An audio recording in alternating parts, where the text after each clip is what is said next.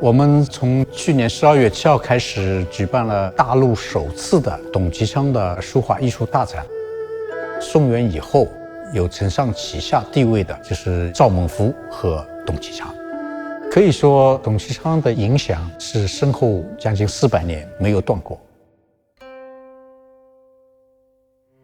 我们至少整整一代人没见过董其昌。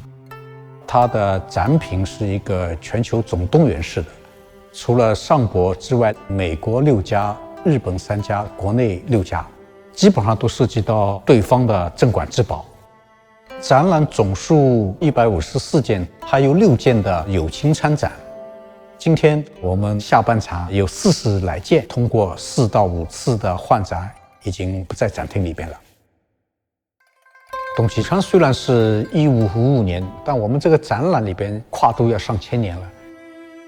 第一部分就是他的渊源部分，对董其昌有影响的古代艺术家，比如董源的、王羲之的，包括美国的6家单位的展品是全程的，包括郭熙、赵佶、仇英等等。第二部分就是董其昌的一些代表作，比如早期的《燕吴八景》，中期的《放歌行》，成熟期的《秋兴八景》啊，晚期的《关山雪记》等等都在。第三部分叫董其昌的艺术影响和变伪。以往这部分看的人估计不会很多，但是这次不仅看的人不少，而且停留的时间甚至不比前面少。董其昌是一个真正的属于上海籍的一个古代画家，他的出身是现在的闵行马桥，后来入籍松江华亭，考中了进士，官至南京礼部尚书，也做过皇太子的讲师，官职是非常高的。他在仕途上的意愿不是很强，48年的仕途当中，约27年时间是请告请假，更多的寄托还是在书画。在考举人时候，就是因为他书法不好，所以没有评为第1名。从此呢，他就是发愤图强，研习书法，最后成为一代书画大家。他的理论实际上是一个划时代的，提出了一个文人画，一根线条下去就有高低和雅俗区别。实际上绘画是走上了另外一个新的一个时代。董其昌的线条刚柔相济，有弹性。38岁时候论书帖，对这种用笔的微妙处，他把握得十分娴熟。62岁以后，他自己的风格完全形成。后来的康熙啊、乾隆啊都喜欢董其昌。皇帝对他的评价是叫性义和，这种平淡天真和他的画风是吻合的。前年美国总统特朗普来中国访问，习总书记在故宫博物院接待了他。2位元首选择的一套山水画是出自董其昌。董其昌通过书画这个载体承载的中国的文化，它的高度呢是有代表性。古代晋唐宋，凡是优秀的古代书法家，他都有汲取。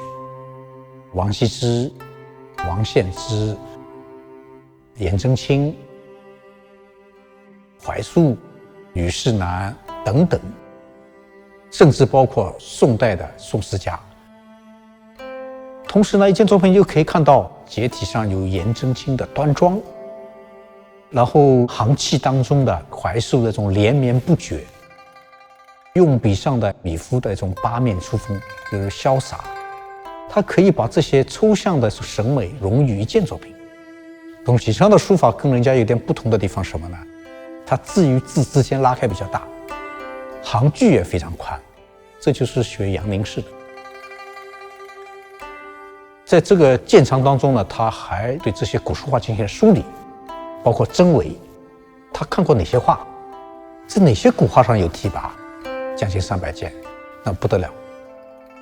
大英博物馆的女史箴，北京故宫的陆机的《平复帖》，台北故宫的范宽的《西山行旅图》，赵孟頫的《鹊华秋色图》，傅聪山居图，这些都是董其昌家里的，原来都在上海啊。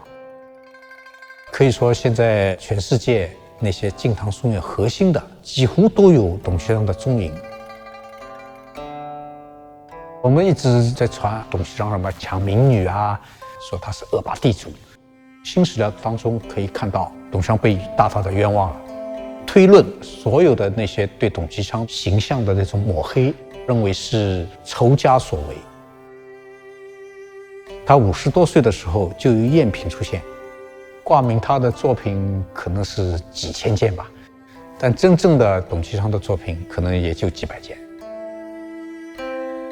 他82岁，绝笔细说宋法图。2个月前画的这张画，精气神非常饱满。可以说，没有董其昌，就没有清初的画派林立和群星璀璨的这个局面。他有一个跨越他这个时代的，而且引领深厚的一个理论，并且从实践上、创作上能够双双达到，他才成为真董其昌。